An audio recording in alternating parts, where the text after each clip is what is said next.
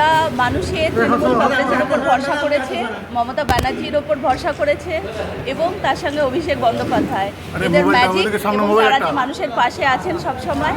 তো সব কিছু মিলিয়ে এটার প্রতিফলন। বিজেপি যতই আমাদের চেষ্টা করুক, আমাদেরকে আমরা দেখেছি লাস্ট দুদিন ধরেও তারা চেষ্টা করে গেছে কিভাবে তৃণমূলকে আরও ছোট করা যায়, কিন্তু মানুষ তার জবাব দিয়ে দিয়েছে, এটুকু বলতে পারি। এখন কি মনে হয় এই জয় কাকে উৎসর্গ করবেন?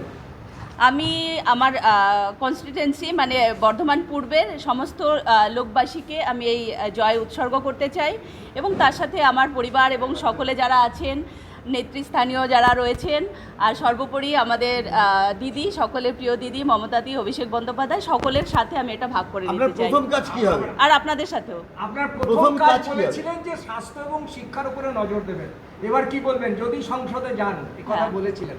তো স্বাস্থ্যটা আমি আবার সবসময়ই বলবো যে ওটা আমার প্রায়োরিটি।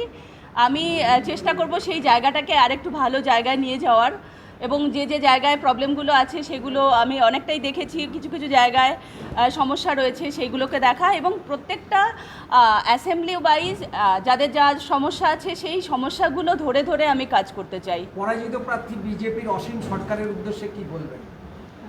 কিছু বলার নেই, নিশ্চয়ই উনি ভালো করবেন কোনো না কোনো দিন, ওনাকে আগে থেকে সেই জন্য শুভেচ্ছা জানাই। ভালো থাকবেন।